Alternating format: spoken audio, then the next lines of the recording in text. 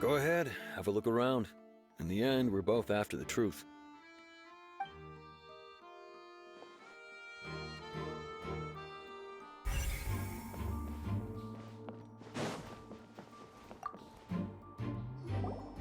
Hello there! What are you investigating? Oh, this location has also been cordoned off because the Magic Troop members are currently considered prime suspects. The investigation team is still collecting evidence. The seats were all booked in advance, so we were able to deduce the missing woman's identity by checking the guest list. Sure, it's not like this is confidential information. We will publish it later anyway when we petition the public to help us find the missing person. Her name is Halsey. She's a painter from Fontaine who's made a bit of a name for herself. Apparently, she wasn't a regular at the Opera House, but she'd been feeling some pressure with her work lately, which made her decide to come see the magic show. The Magic Troop members all claim not to know her. We have looked into her social connections. It seems that she has no personal grievances or conflicts of interest with the suspects. Simply put, she wasn't related to the Magic Troop at all, which matches the features of the previous serial disappearances.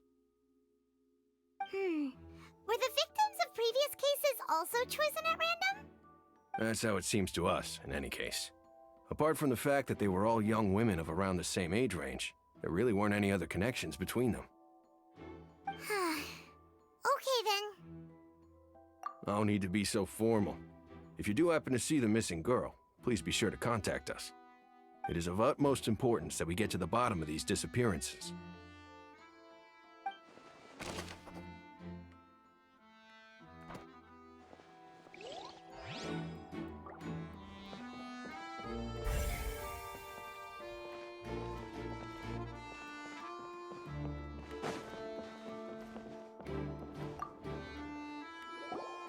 So this is the rope that broke and caused the water tank to fall.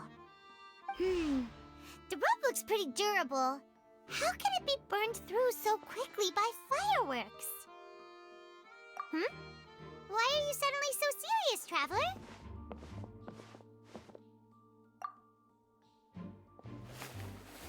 Whoa! Look! This bit is made from different material! Most of it was burned away, but there's still a little bit of it left.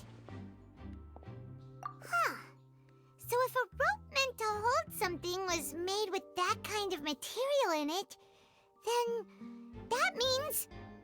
Wait, why don't you write all this down? Let's take notes.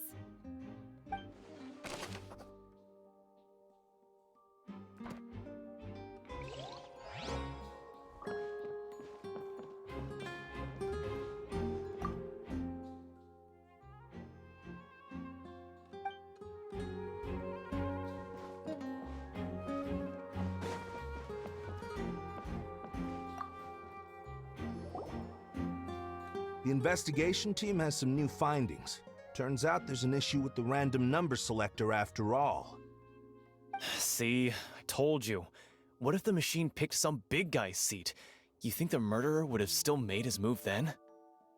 Sorry to interrupt, but we're helping Linny and Lynette with their side of the investigation. What were you saying about the number selector? You're trying to help them? That'll be a tall order. Linny used the machine to pick a random member of the audience during his performance, right? The lucky girl that later disappeared. Well, we thought there might be a serious problem with the machine, so we had it taken away for further inspection. It turns out that the seat number it picked wasn't random at all. The machine picks that same number every time. I'm sure you already know that you have to make a reservation in advance to get a seat, regardless of whether it's a trial or some performance. In other words, Linny knew who would be sitting where from the very beginning. That much checks out. Linny reserved our seats for us, too. Bet you see why I was saying it'd be tough to make a case for Linny. Even though it's bad for Linny's case, Paimon had better write it down.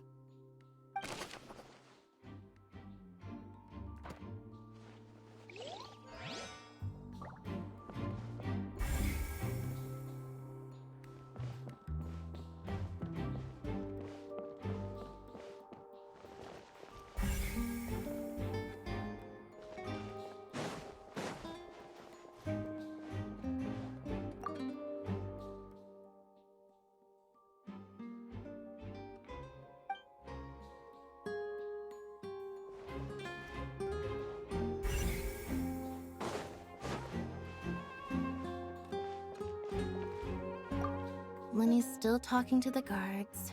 It seems he'll have a lot of explaining to do. I think someone will be assigned to monitor us later, but that's alright.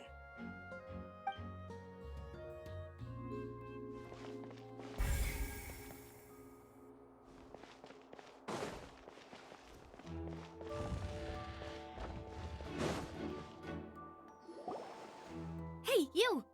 Yes, both of you! Over here! I've been keeping an eye on you for a while now. Huh? You mean us? That's right. If I'm not mistaken, you're also among those who wish to cut down the thorns and pursue the truth. No? And by the looks of it, you're not from Fontaine. Well, you're right on the more about that one, but who are you?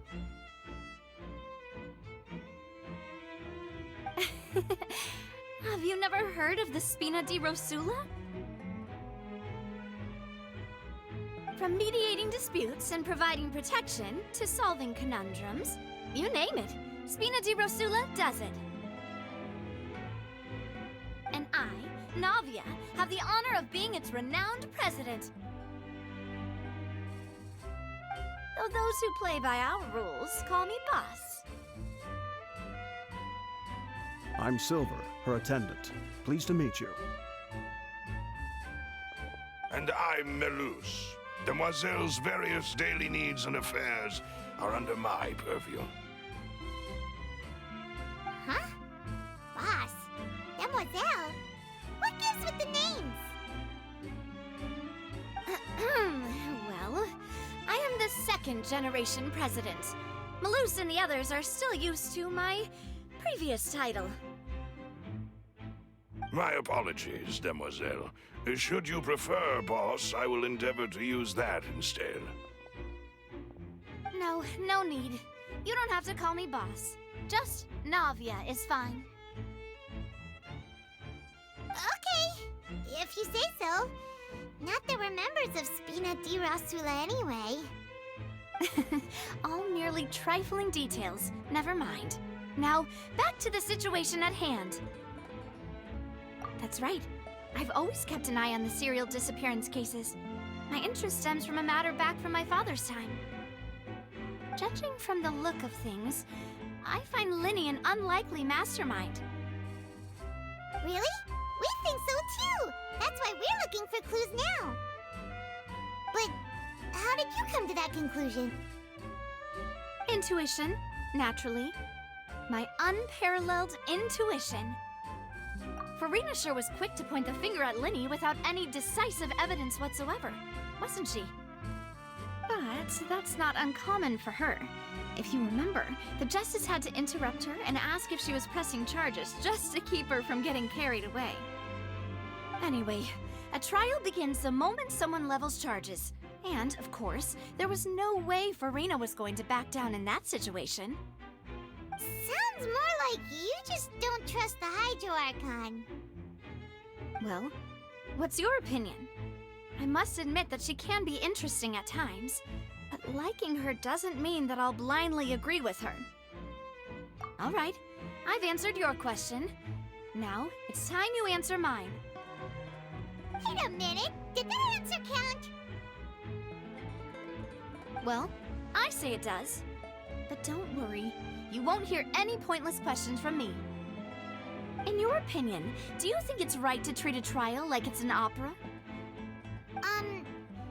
Well? And why would that be? See, Silver and Melus? I told you they'd be different. Most astute of you, Demoiselle. I, too, think that the Traveler's response was most excellent.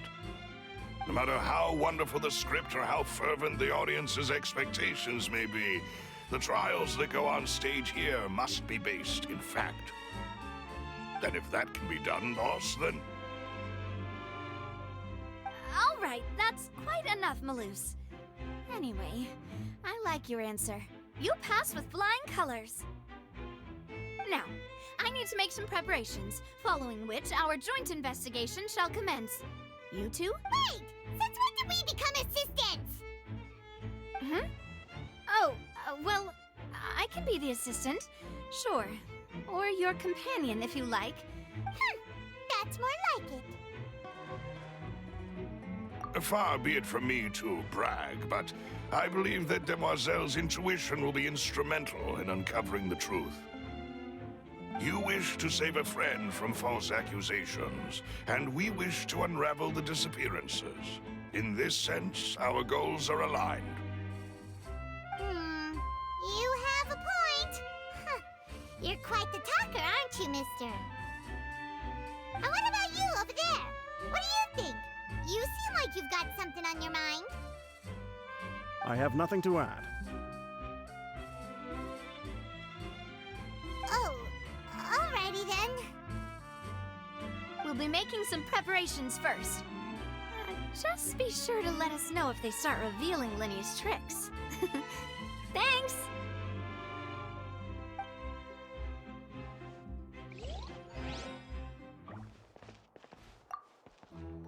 Speaking of that, I think magic shows would be very popular in Poisson. I can see that.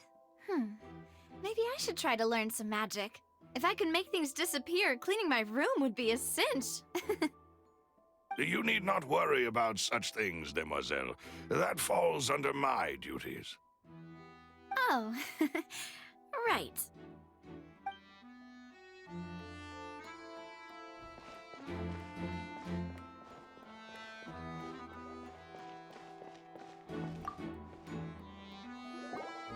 Sorry, but no one can freely enter or exit the Opera House at the moment. If you wish to leave, you must register your identity with us first. No, we're not leaving. We're representing Linny and Lynette as attorneys, so we're investigating the case. Were you always guarding this entrance? Yes, after the Chief Justice gave the order, everyone coming in or out must undergo a strict inspection. So, the missing girl couldn't have left from here. At least, not from that point on. I doubt there was much opportunity then, either. How can you be so sure, Well, because I was in charge of security near the entrance at that time. I couldn't see Linny's performance from here, which was quite a shame. Just my luck. But still, I did not abandon my post, and I stayed put no matter how loud the applause was. If someone had so much as even approached the door, I would have noticed it, let alone if they had tried to leave. We Melusines are good at that sort of thing, you know. So, it's safe to say the girl couldn't have left through here. Alright, thank you for your help. This will be useful info.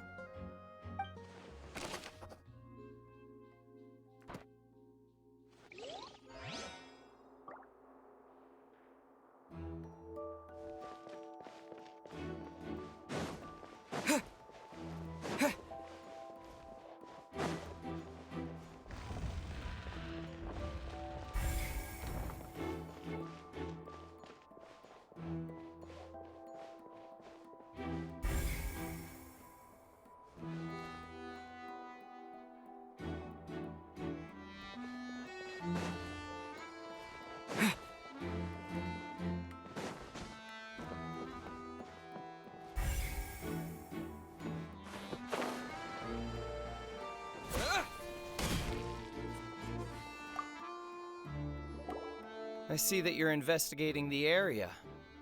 Well, it just so happens that I'm interested too. If you find any new and interesting leads, be sure to share them with me, all right? We don't have too many thoughts yet. Then why don't I tell you my hypothesis first? The way I see it. And I'll start it with that loud thud. The thud? Oh, you mean the sound that happened during the countdown? Yes, exactly. It wasn't terribly loud, but I suspect that most people heard it. It's just that everyone was awaiting the results of Linny's trick with bated breath, so no one paid it much mind. But now that the incident has happened, the thud has become an important clue. That makes sense.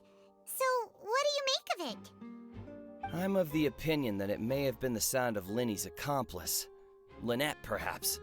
Jumping atop the water tank or something like that. And when the pyrotechnics went off, she cut the rope, sending the water tank crashing down. Wait, wasn't the noise we heard too loud for that?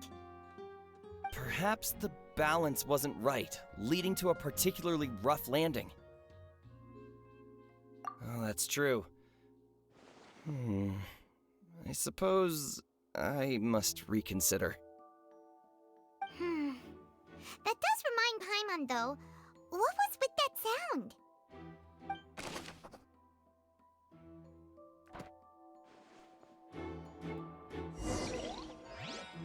We've checked everything of note here at the performance venue. Paimon wonders how Linny's discussion with the guards is going.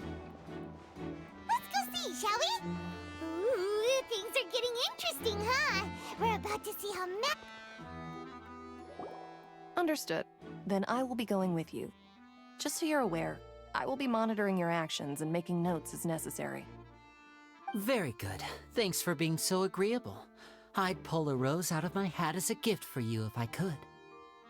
You may spare the pleasantries. I'm just doing my job.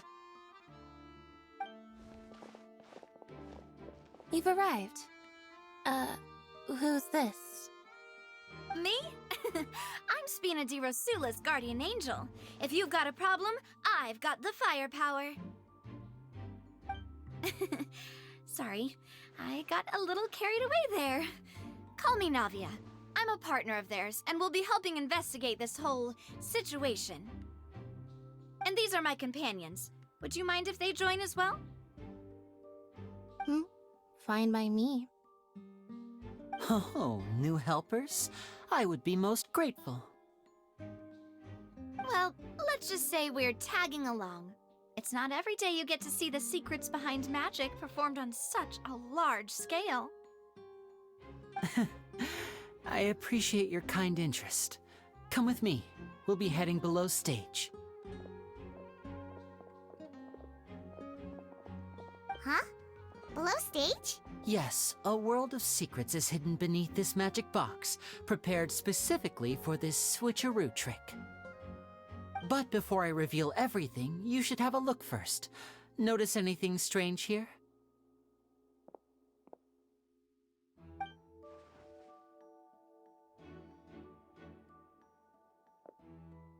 I'm not trying to be dramatic. Remembering the details of a trick will help you understand the methods used to perform it more easily. Huh.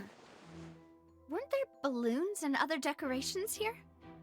Where did all that go? Ah, good eye. That said, you're still far from discovering the answer. The back? You mean the inside of the door? What's different about it? Paimon didn't notice anything. Very good indeed. I thought you might not be able to catch that, given that you were sitting in the first row. The back of this door was patterned. Those patterns are now gone, replaced by a smooth wooden board.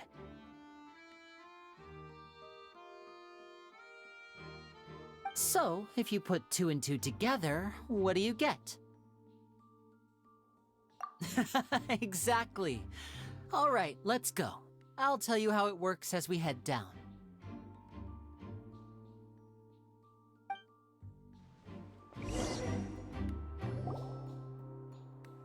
Oh, so there was a passageway under the magic box!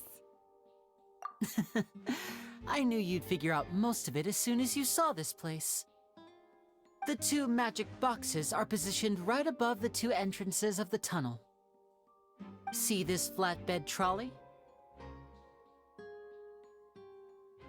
The box with the lucky audience member in it would be shuttled over to the other side using the trolley. This trolley can raise and lower and even rotate, ensuring that the box will face in the right direction. I see. So that's the purpose of the box inside another box. Precisely. The inner box would descend after the audience member was put inside and be moved along the trolley. all while the outer box would remain on stage as if nothing had ever changed. So that's how you did it! Once the box was lowered, the trolley would store some energy through this device here, with which it would complete the rest of the steps. The audience member would only be able to feel some slight movements in the dark, and by the time she walked out, she would already be back on stage. Right! You were talking that whole time, and you even came out for a moment near the end! Ah, yes. A phonograph operated by Lynette was used to achieve that effect. My assistant and I had already scripted our conversation beforehand. When the countdown began, I had already gone to the opposite box via a tunnel using that ladder. And what about Lynette? Where was she? I was in the mezzanine space in the back of the box. Oh, interesting! That's how we were able to coordinate Linny's lines with the assistant. And, by the way, I was the one who walked out of the box at the end. I mean, we are twins. All it takes is a change of clothes and no one can tell who's who. And that's my favorite part of this trick. Only Lynette and I can perform it. So that's how it all worked! Wow! Every detail you revealed was more amazing than the last! Lynette would briefly walk out of the box and then go back in, jumping into the tunnel and escaping before the box on the trolley could finish ascending. And then I walk out of the other box in the audience area, and the trick would be complete. The operative word here being would. But as you saw, Cal was in the box, not our audience member. She, on the other hand, mysteriously vanished. We really don't know how that happened. If not for that interlude, this would have been an astonishing trick. I probably never would have figured out how you pulled it off. And yet, to think that someone was able to use this magic trick to commit a crime. Could we have a look around? I think we can come up with some more leads. This is the scene of the crime, so Linny and Lynette are not permitted to stay here. I'll escort them back up. Yes, of course. No need to be so strict now. I won't disappear into thin air, you know. Thanks, everyone. We're counting on you.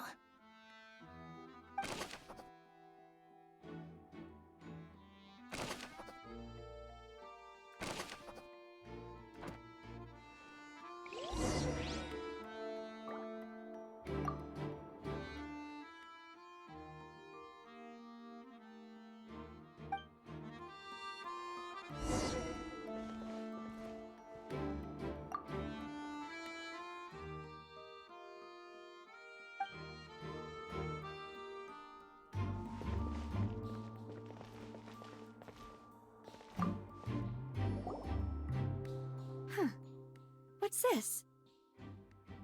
Looks like a hook tied to the end of a rope. Huh? Perhaps it was a prop for a different trick. But whatever it is, let's make a note of it first.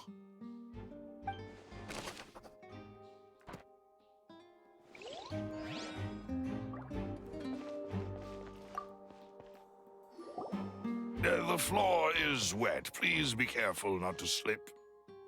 Speaking of which, why would there be water here? Oh, Paimon knows! It's one of those tricks where you pour water into a jug and then flip the jug over only for the water to disappear? And here's a broken vase. Huh. Did the trolley knock it down while moving? That can't be. The trolley moves along tracks from start to finish. It couldn't have hit the vase at this distance.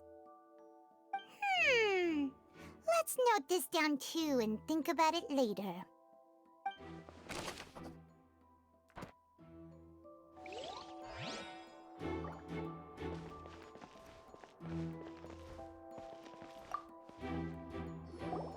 Oh, these are the clothes that the lady chosen from the audience was wearing, right?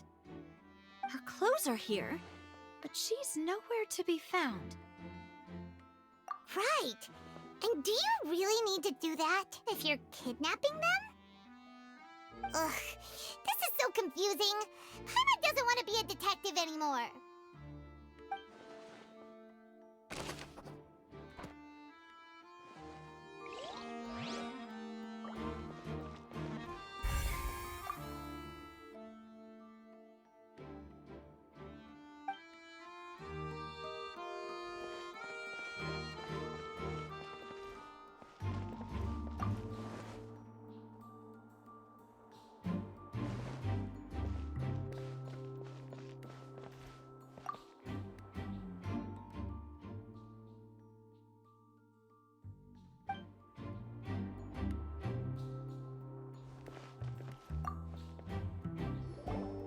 What is this place? It seems someone could fit through here. Huh. Could this have been the suspect's escape route? Alone, perhaps. But if they had to pull another person with them, the space would be too narrow. But there are no other ways in or out of here. Oh, you're right! Let Paimon write that down.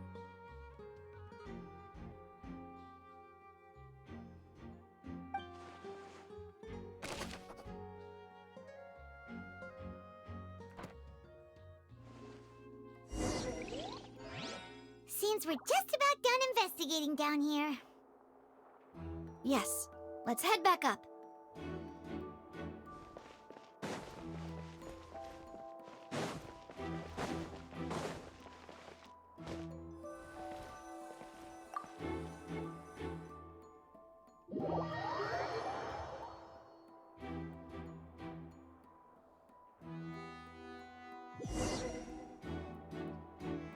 Well, we've ascertained the state of the crime scene. Let's find a place to sort out our findings once Malus returns. Apologies for the wait, demoiselle. So, what did the guards say? Did the criminal escape through the vent? They believe the odds of that are very low, since the vent leads to the Opera House's basement. The guards have checked the area carefully. No one left through the basement during the performance or after the incident, and no one was found hiding there. So the tunnels become like a secret chamber then! You know, like the kind you usually see in novels! The plot thickens. Halsey's disappearance and Cowell's death are both quite inexplicable. No wonder Farina was so confident in her accusation. All the current evidence points toward Linny and Lynette. In other words, the charges are very likely to be upheld unless we make some considerable progress. Charges and then trial.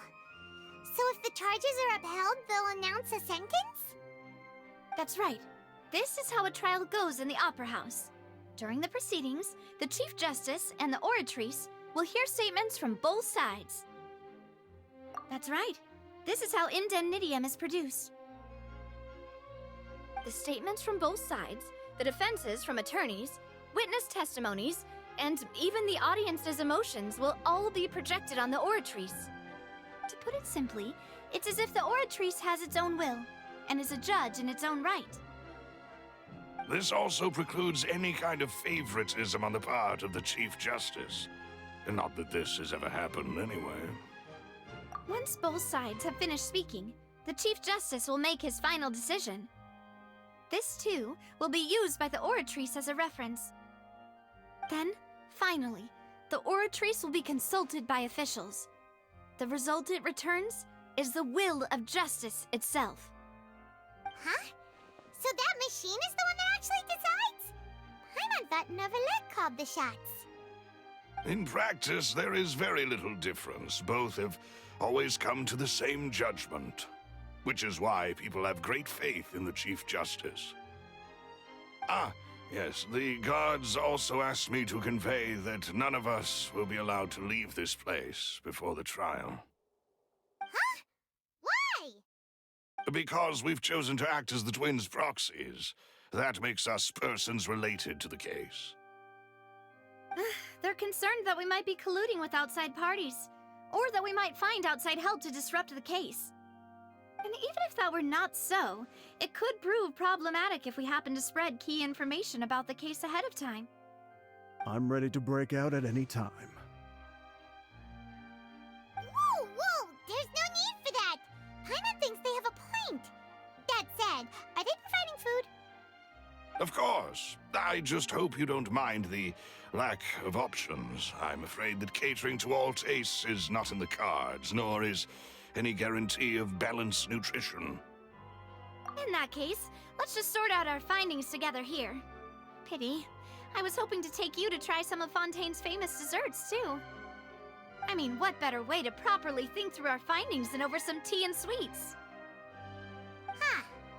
Breaking out suddenly doesn't seem like such a bad idea after all. Just kidding! Just kidding! Paimon will still do her best, even if there are no snacks. Hmm? What do you mean, no snacks? Of course we'll have snacks. If we cannot buy some, then we'll simply make some. Huh? Here? But how?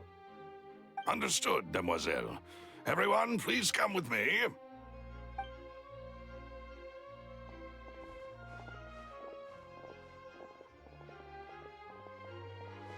Wait, you're carrying a portable stove with you? Yes, I must be prepared to meet the demoiselle's baking needs whenever the fancy strikes her. I have eggs, sugar, and almonds at the ready. Good work, you two. Then I'll get to it. Please sit tight for a moment. You'll get to taste my awesome snacks soon enough. These three are quite the interesting group.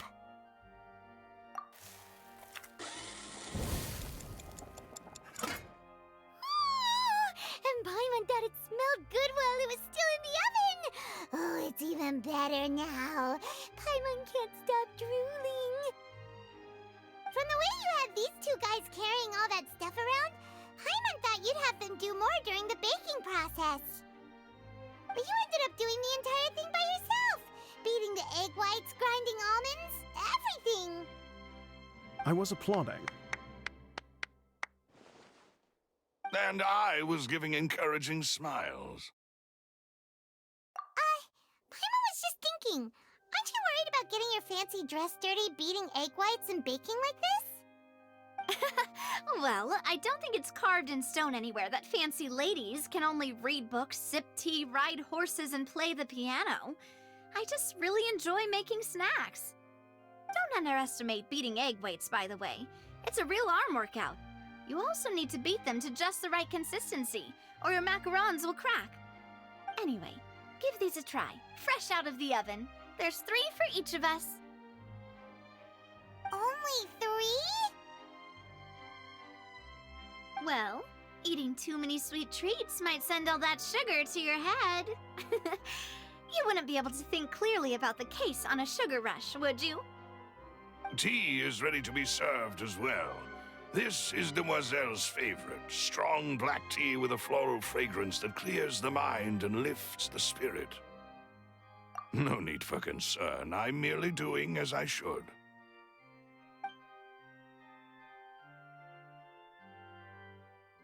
All right then. Down to business. As Paimon mentioned previously, the tunnel seems to be something of a secret chamber. However, we can assume that Linny and Lynette were not alone within it. Some criminal also occupied its sealed confines. The magician twins could have committed the crimes, of course, but they lack any logical motive. Exactly! Why would they do such a thing right when everyone was watching? The flower vase and the thud we heard during the performance could indicate some altercation between Halsey and the criminal in the tunnel, resulting in the shattering of the vase, the discarding of her clothes, and her abduction. Perhaps the criminal thought that since she was chosen from the crowd, she would be too easy to identify if she was still wearing the same clothes. Paimon thinks that makes sense, but the real trouble is... True. None of the clues we found thus far support the existence of this third person. But The only people left to consider are both technically victims, whether it's the missing girl, Halsey, or poor Cowl. Huh. Could Halsey have secretly made modifications to the magic props in order to murder Cowl before making her escape? That's right. And even if she had tampered with the setup, she would need to understand the entire trick to pull it off. Nor does she have any motive. The guard said that she has never had any dealings with the Magic Troop's members. Were we not thorough enough in our search? From the sound of things, this is turning into an impossible case. Your macarons are amazing, though, Navia. They smell great! They're nice and crisp and super sweet! They are my specialty, after all. And... What? 5? Oh, that can't be right! Paimon only counted 3! Honest! Please don't worry about it. At my age, a few less sweets might actually be a good thing. No! Being greedy is one thing, but Paimon knows how to count. Besides, Paimon knows that if she ate too many, then others wouldn't have enough. Wait, even you don't believe Paimon? How could you? If Paimon ate those 2 extra macarons, then may they turn into stone in her stomach! All right, we get it. Well, I suppose one of us might have gotten too engrossed in our chat and eaten them by mistake. No big deal. Maloose, set up the stove again, if you would. Huh? What are you doing? Making sure everyone gets 3 macarons, of course. Exactly. We don't want to trouble you. As you wish, demoiselle. And I have the egg, sugar, and almonds. Well, this really is your hobby, huh?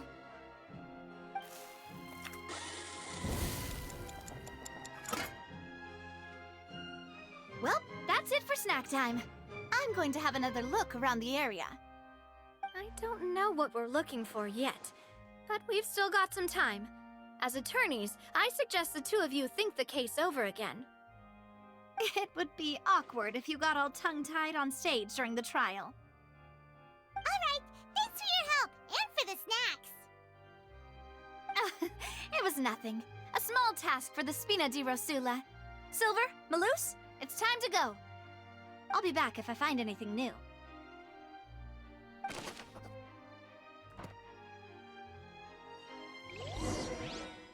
Alright, it's time to put our heads together. We've got to get our defense ready for the trial. Oh, it's probably gonna be a long and difficult case. There's no point in worrying about that now. We just need to prepare. Here, take Paimon's notes. They should help you review the situation.